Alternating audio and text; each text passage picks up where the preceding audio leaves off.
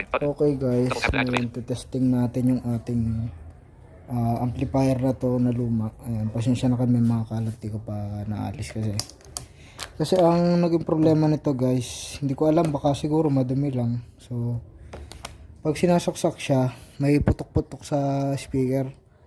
So saksak natin para marinig nyo. So buhayan natin guys. So yan.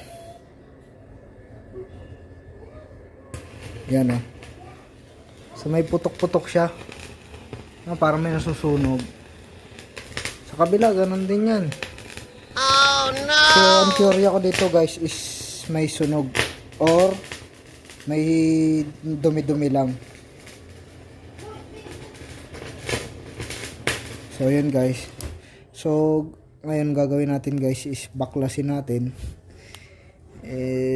Tingnan natin kung madadala natin sa linis. Pagka wala, so ipagawa na lang natin, walang choice yun. So lilinisin muna natin. So ngayon wala tayong WD-40 kasi hindi tayo nakahanap ng ng bukas na hardware kanina kasi hapon na ako lumabas Ayan, so yun. So gamitin lang natin ng baby oil, baka madadala natin. Ayan. So ito na siya guys. So andito tayo sa sahig yan. So nga pala guys, pakita ko sa inyo ating ginawang kanina. Actually matagal ko na ginawa yan. So nagpalit lang ako nito. Dito itong sinasaksak na to. Parehas na yan, same Royo. Ayan. So sana malinaw sa video guys. Ayan. So ito na ating amplifier. So baklasin na natin guys. So natanggal ko na yung tornilyo sa sa tagiliran. So may niwanan pa pala akong tornilyo sa dalawa sa likod. So tanggalin muna natin guys. Ayan, kasi wala tayong cameraman. So hello guys. So ito.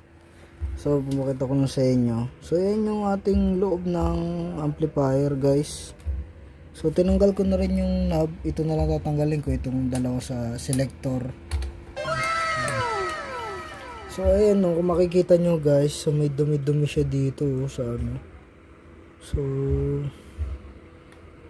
sana pag nalinis umukay siya. So ayan, so may mga nakakapa ako mga ali-alikabok. Ayan. So yun guys, so kailangan linisin natin to para mawala yung putok-putok niya pagka sinasaksak yung speaker. Nung una ma-encounter ko yun guys, kinabahan ako kasi sabi ko sunog yata yung yung voice coil ng mid-range ko, sabi ko patay. Ayun. So ginamit ko doon sa amplifier nating isa. So hindi naman, sabi ko talagang dito yata talaga yung problema niya kasi actually guys, minsan nai-stock to, dito minsan nagagamit.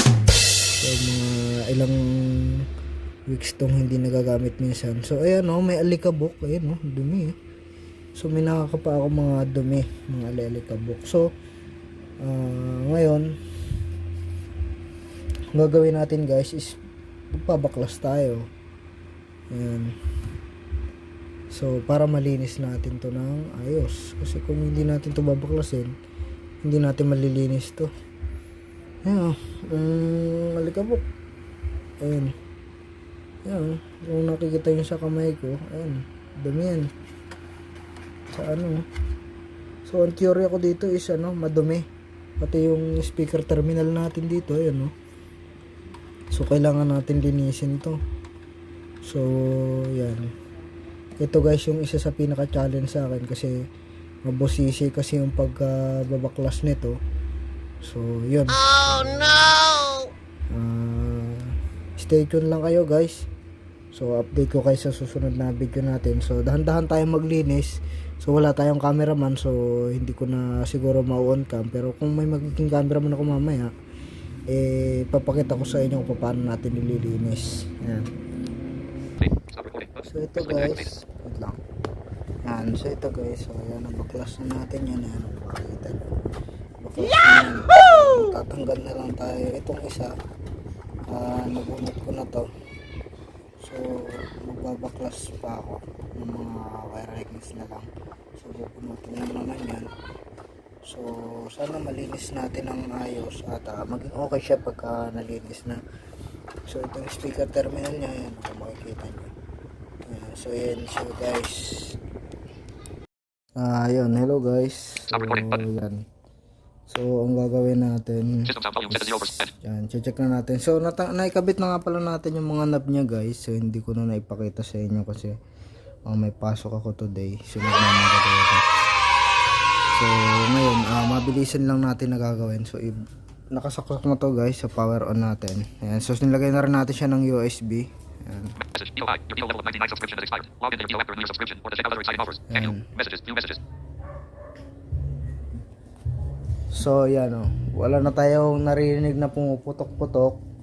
So yan, thanks God. Yan, kasi nadala pa siya sa linis kahapon. So ano yung pwede nating maging use? Ayan. So yung iba ang gamit nila baby oil. Sabi ko may amoy yun eh. So sa mantika na lang na ano yung ginagamit pang prito. So effective naman pala siya guys kasi ano, diba? Ay, maka-copyright tayo, wait lang. Yan, narinig nyo, wala tayong narinig na pumuputok-putok. So ayun, thank you. So meron lang akong isang concern pa kasi yung mga knob niya nilagyan ko rin ng mantika to. So dito sa bus niya, ayan o. Yan, so dito sa treble, sa mid, yan medyo may problema siya konti. Yan. Oh no! Tapos sa treble, ganun din. So nagpa-function pa naman siya guys. Yan. So pag play tayo ng kanta, so sana hindi tayo copyright kasi copyright talagang dating nito.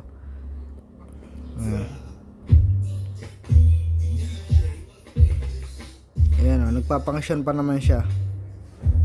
Kaya lang may may ganyan siya. Yan. So may ganun siya guys, no. So sa mid tsaka treble niya. Ayan. Yeah. So yun guys. So, sa selector wala naman akong problema sa selector, pero nilagyan ko na rin ng oil. Yan. Tapos dito okay din siya guys. Sa mic naman okay naman siya. Yan, wala naman tayong naging problema sa mic. So hindi na natin tinanggal tong ano na to. Hindi na natin nilinis tong knob ng mic, tong mic volume tsaka mic echo. Pero dito nilagyan ko ng oil to. So lilinisin ko na lang mamaya ulit. Ayan. So ang ginamit ko nga pala guys paglagay ng ano is yung cotton buds. Kasi yan, para hindi naman This is the mix of DJ Sherwin Rakista, Idol. Pati yung mga ano ko, tawag dito, mga speaker terminal natin sa likod nito is nilagyan natin ng mantika. Tapos yung mga screw itong ano. So yun guys, so yun din yung ginagamit ko nga pala guys sa ano speaker ko dati. Yan, doon sa mga ako naalala nyo yung mga ano ko, ito may mga kalakalawang na rin yung ibang tornilyo na ito, bago pa lang to ha. Ayan, so oh no, mantika rin yung ginagamit ko.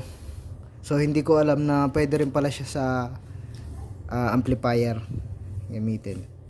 So mantika, so baby oil nga yung gamit eh, diba nung iba.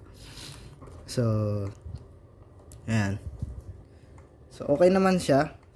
Tapos may napanood din ako doon, ginamit din ng alcohol. So tinry ko rin, inalkoholan ko muna yung ano, tapos nilagyan ko ng mantika. Ayan.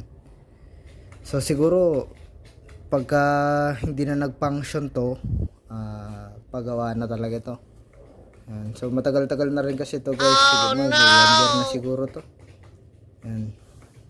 So sa mic, kung magka-problema dito, hindi naman natin kailangan tong mic input na to. Kasi madalas sa mixer tayo nakakonect ng microphone pagka may may okasyon na maliit. So sa volume okay na siya. Yan, wala na tayong naririnig na yan.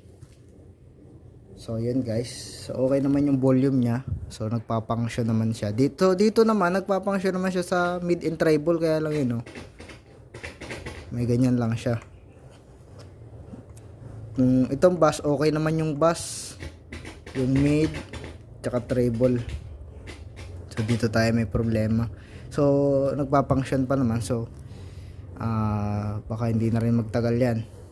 Pero hintayin na lang natin yung araw na yun. Okay lang siya tumigil. So yun lang guys. So thank you nga po pala sa 327 tuloy 327 subscriber natin. Ayan, so maraming po salamat sa inyo. Ayun. Salamat sa suporta nyo guys. Ayan.